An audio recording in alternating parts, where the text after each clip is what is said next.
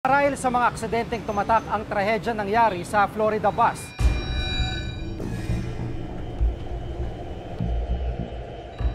Nahulog ang bus sa bangin habang binabagtas ang Bontoc Mountain Province.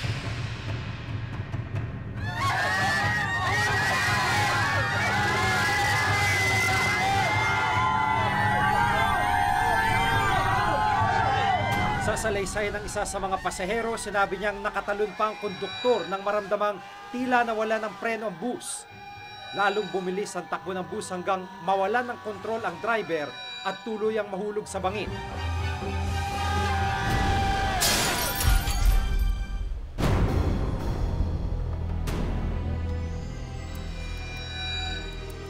Narinig namin hindi kumakagat yung brake. Parang Balaw. gano'n yung tunog. So, hindi ko alam kung brake or ano man. Tapos yung konduktor tumalon.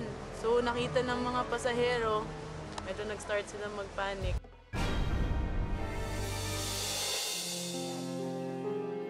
Umabot sa 15 ang namatay, kabilang si Tado, at 28 naman ang sugatan.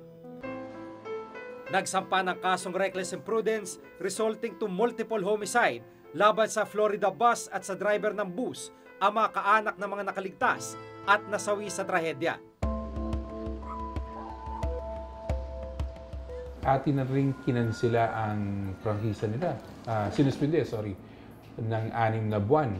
Ang nangyari, nag-appeal sila sa Court of Appeals at nabaliktad ang aming desisyon na ibinigay. So ngayon, ito ay ongoing.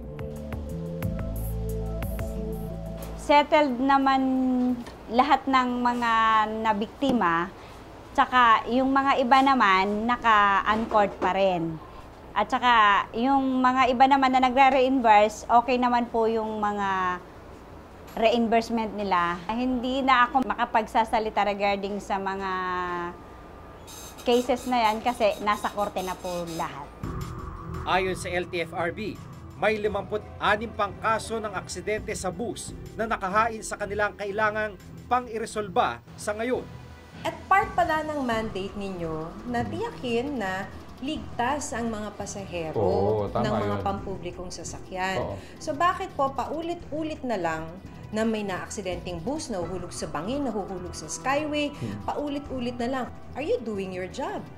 Kaya nga ang isang direktiba na pinatutupad natin yan ay ang mahigpit na pagpapalit ng mga bus kapag ito ay papalapit na sa kanilang non-confirmation year o malapit na siya ma-phase out.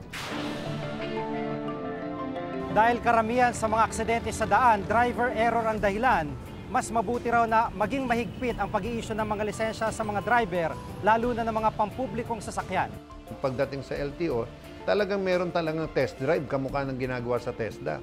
Dapat talaga, yung talagang pinakikita mo, yung talagang test drive na. Dahil tandaan mo, buhay ng taong pinag-uusapan natin dito.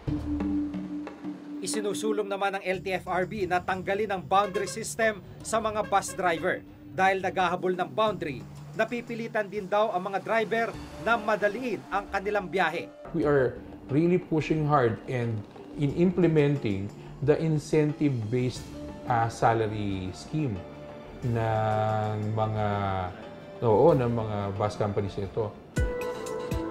Ayon sa tala ng MMDA, nasa 2,500 ang bilang ng mga bus na bumabiyahe dito pa lamang sa Metro Manila kada araw.